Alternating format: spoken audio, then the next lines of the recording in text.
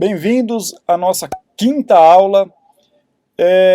Meu nome é Andrei Venturini Martins e hoje eu pretendo tratar da sociedade do espetáculo, ou melhor, a civilização do espetáculo. Nas últimas aulas, eu lembro que eu tratei sobre duas características do contemporâneo.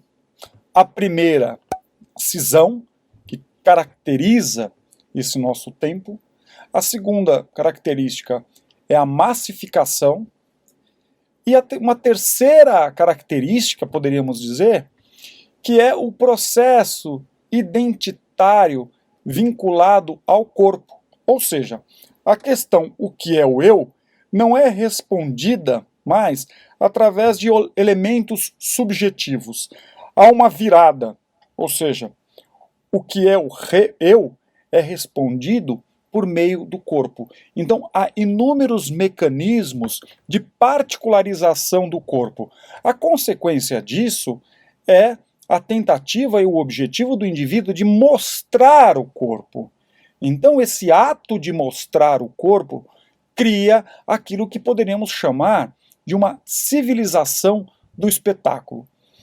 Para refletir esse tema, eu gostaria aqui de invocar o pensador peruano chamado Mário Vargas Llosa.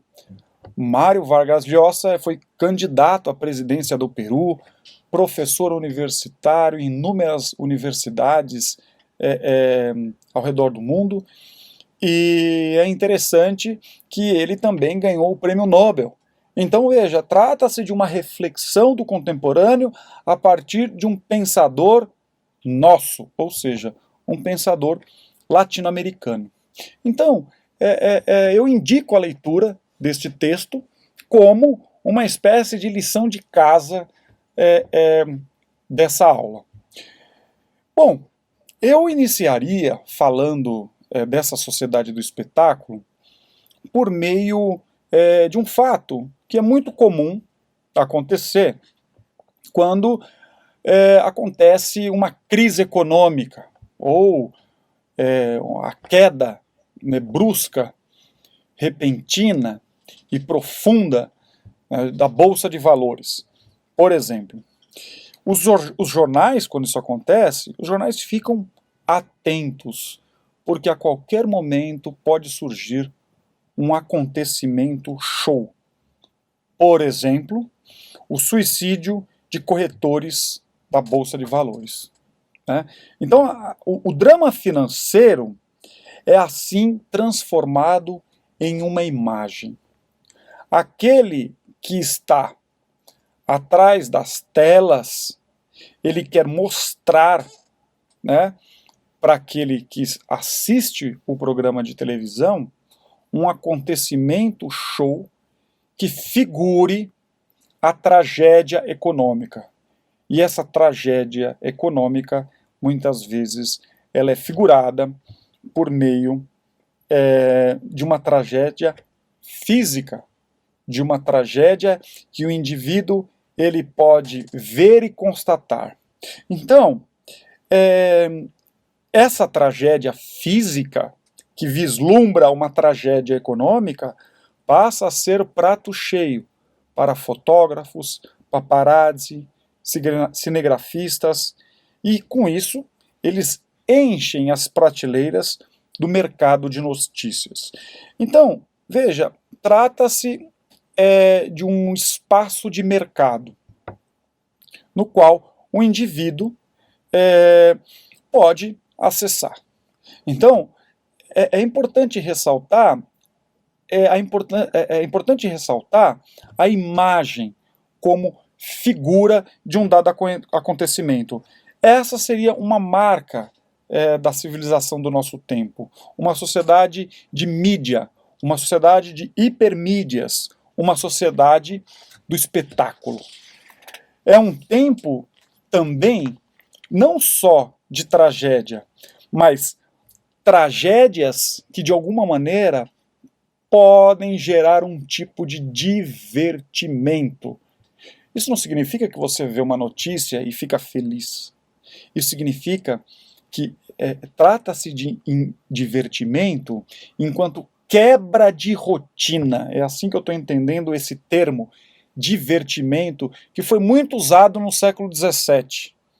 Mas eu estou trazendo esse termo aqui, reconfigurando esse termo, enquanto quebra de rotina. A imagem, ela mostra uma quebra de rotina. E essa quebra de rotina coloca o homem a léguas do tédio.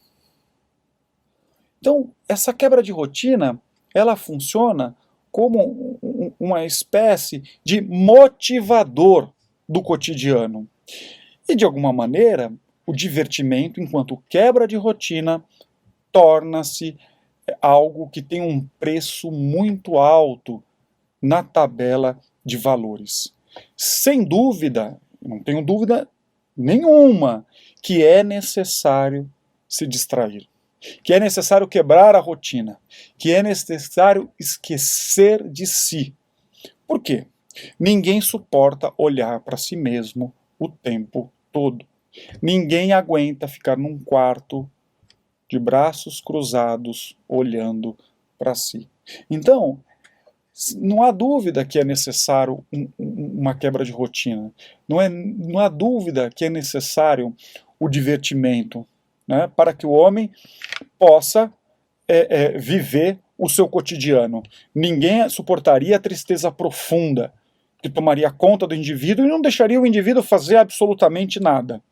Porém, essa banalização da cultura enquanto cultura do divertimento, essa banalização da cultura, ela é importante porque ela traz consequências, né, no comportamento do homem. Ela traz consequências na própria leitura que fazemos da cultura. Ou seja, há um processo de banalização da cultura quando a cultura torna-se uma cultura de divertimento. Então, essa banalização da cultura, ela se mostra de inúmeras maneiras. Por exemplo, generalizações de frivolidades. O indivíduo, quando está assistindo um programa pleno de frivolidades, ele esquece de si. Ele se desvia. Ele pode estar com um problemão em casa, né, mas por algum instante ele, usar uma linguagem muito comum, desopila. Né? Desopilar, você faz a etimologia da palavra, você encontra lá o tirar os obstáculos. Você tira esses obstáculos a partir dos quais você vincula toda a sua concentração, toda a sua energia, e você acampa num espaço de tranquilidade, né, que seria o divertimento. Ou seja, não há uma atenção voltada para si. Há uma atenção voltada para fora. Há alguma coisa que te joga para fora. As frivolidades fazem com que você fique atento a uma vida que não é a sua. Também a proliferação de um jornalismo de bisbilhotice. Isso é muito importante também, porque também é uma marca dessa cultura banal, essa cultura no qual tudo precisa tornar-se divertimento, no qual tudo precisa tornar-se quebra de rotina, no qual tudo é uma forma de desviar o indivíduo de si mesmo. Então esse jornalismo de bisbilhotice, ele tem muito esse jornalismo de bisbilhotice, ele tem muito eco, né, nas tardes dos brasileiros, e não só dos brasileiros, né, mas isso é um fenômeno mundial. E, sem dúvida, um jornalismo de escândalo e sensacionalismo. Então, também é um jornalismo no qual a tragédia ela se torna parte do cotidiano e, com o tempo, ela se torna banal, no sentido de que, se você assiste um jornal sensacionalista, você já assistiu todos, porque é uma eterna repetição da mesma notícia. Então, nesse sentido, eu estou chamando isso de jornalismo banal, Porque, veja, é uma concentração da tragédia, ou das tragédias de uma cidade, num determinado momento. Então, quando isso acontece, a rotina se quebra, né? A rotina da paz durante o dia, o sujeito levanta cedo, vai trabalhar, e aí ele tem aquele momento sangue. O momento sangue é justamente quando ele quebra a rotina através de uma cultura banal, que ele vê uma quantidade enorme de tragédias, sempre ciente que depois a paz voltará. Então, isso é muito comum. Agora, há um aspecto econômico que, de alguma maneira, favorece essa cultura do espetacular, né? Essa cultura da imagem. O aumento do tempo livre.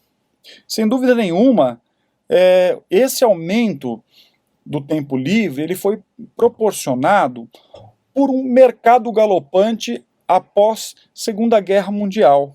Então, esse mercado galopante pós-Segunda Guerra Mundial foi capaz de criar um espaço de bem-estar, um tempo livre. E esse tempo livre, ele foi preenchido. Esse tempo livre não é um tempo livre para o indivíduo, mas é um tempo livre que foi preenchido pela indústria. A indústria marcada pela indústria da diversão e a indústria da imprensa, a indústria das notícias. Então, o tempo livre não é o tempo livre do indivíduo, é um tempo livre que o mercado outorga ao indivíduo para que as indústrias possam continuar funcionando. Então nós poderíamos chamar esse tipo de empreendimento de indústrias do tempo livre. Então veja, na verdade, o tempo do indivíduo ele está totalmente preenchido, né? Ou ele está usando da máquina para produzir riqueza, ou ele está usufruindo da riqueza no seu tempo livre. Então esse é um aspecto econômico que, de alguma forma, explica essa banalização da cultura, enquanto uma cultura que tem valor venal, uma cultura que se torna um produto que é usado não só no tempo livre, mas também fora do tempo livre, enquanto produção de mercadoria para o consumo. Um outro aspecto importante para falarmos dessa cultura do espetacular é o aspecto social, ou seja, a democratização da cultura. Então, não só a cultura banal, ela invadiu todas as áreas, mas ela foi estendida para todas as classes, para todas as pessoas.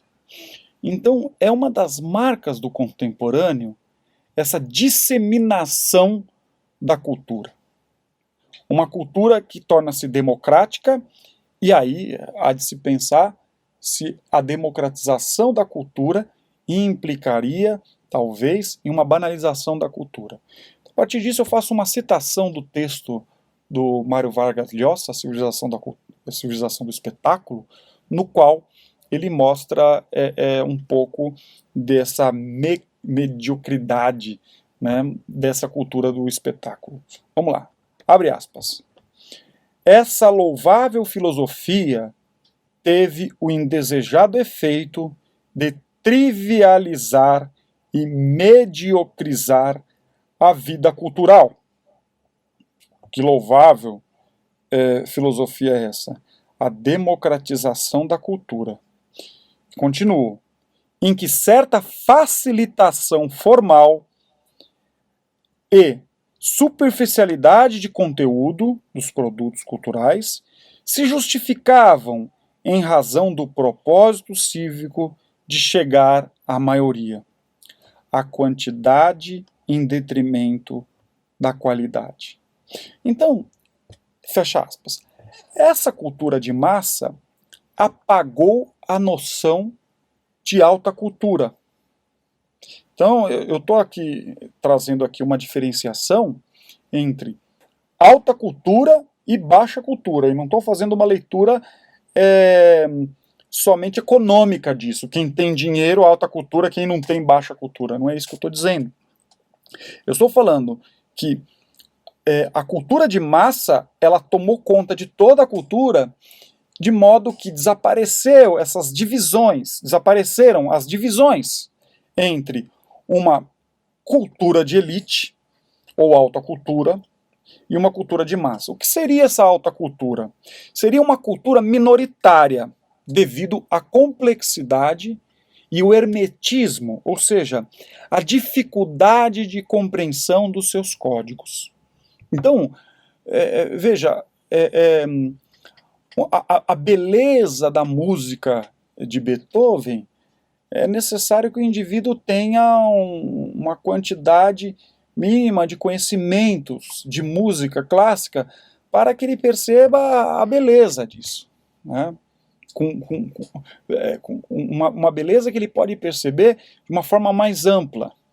Então, é nesse sentido que eu chamo a atenção da alta cultura, né? Agora, com a cultura massificada, a noção de cultura ampliou ainda mais seu significado e não restringiu. O que é cultura? Produção humana no tempo. O termo cultura, longe de referenciar um conjunto de códigos complexos e reduzidos a uma casta, a partir da qual essa casta dá sentido à existência, dá significado ao mundo, o termo cultura ele se difundiu de tal forma que tudo se tornou cultura. Qualquer manifestação tornou-se cultura. Seja língua, seja crença, seja indumentária, seja as técnicas, tudo isso tornou-se manifestação de cultura. Então, se tudo é cultura, o conceito se torna vazio. Se torna vazio.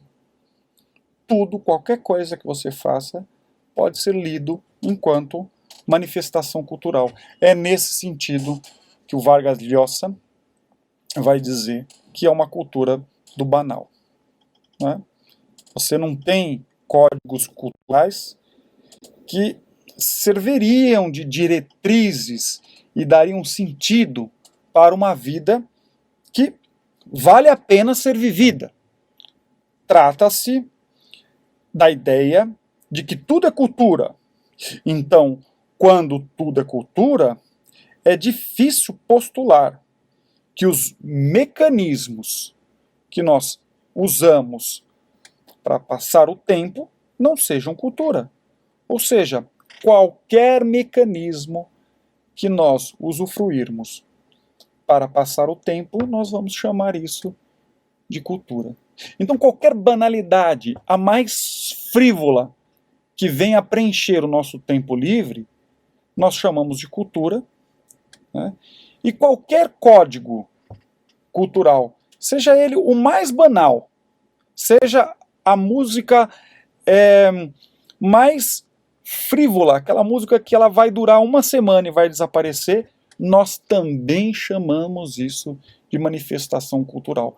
A questão é qual é o direcionamento que uma música frívola, que desaparece em uma semana, né? Uma música que tem valor de mercado, que desaparece com a mesma rapidez que aparece, né? Então, qual é o que essa música pode trazer?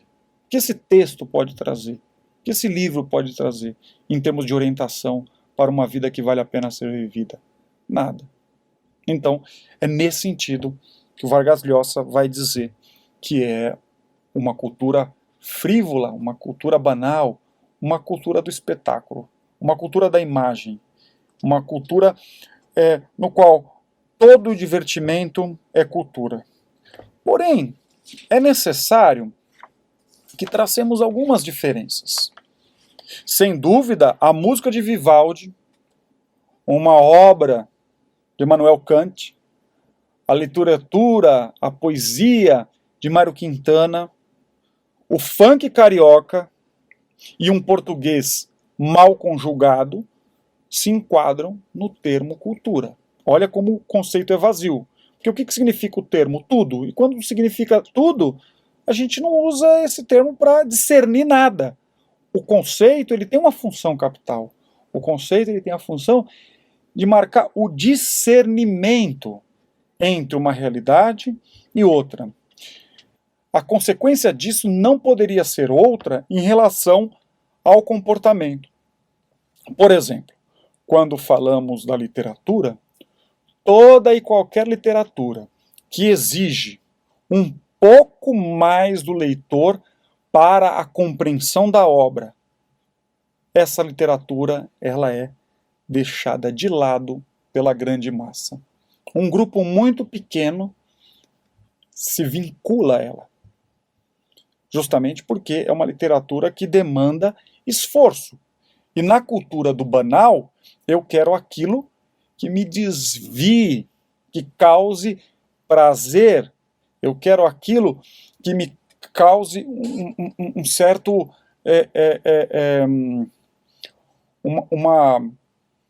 uma tranquilidade, né, diante daquele objeto que eu estou usando.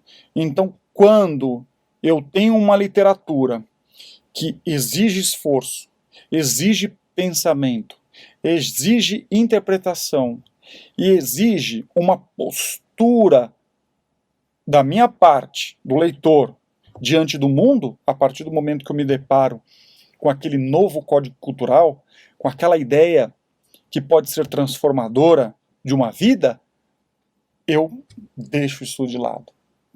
Porque isso demanda um compromisso com a existência. Então, a literatura venal, a literatura de mercado, a literatura que vai ganhando corpo numa sociedade de espetáculo, é uma literatura que ela precisa divertir para ganhar as graças do contemporâneo. Aquilo que não quebra a minha rotina, aquilo que não me diverte, aquilo que não me desvia de mim, não vale a pena eu me ater. Então, por exemplo, uma literatura que exige um pouco mais de concentração, por exemplo, George Orwell, uma obra 1984, ou, por exemplo, pensando aqui a literatura russa, Dostoiévski, Crime e Castigo, ou Albert Camus, O Mito de Sísifo, ou Joaquim Nabuco, um dos maiores abolicionistas da história, com a obra O Abolicionismo, tudo aquilo que é um clássico, que de alguma maneira pede um esforço do leitor, isso é deixado de lado em nome de uma literatura light. Agora, essa literatura light, ela também tem os seus compadres e comadres.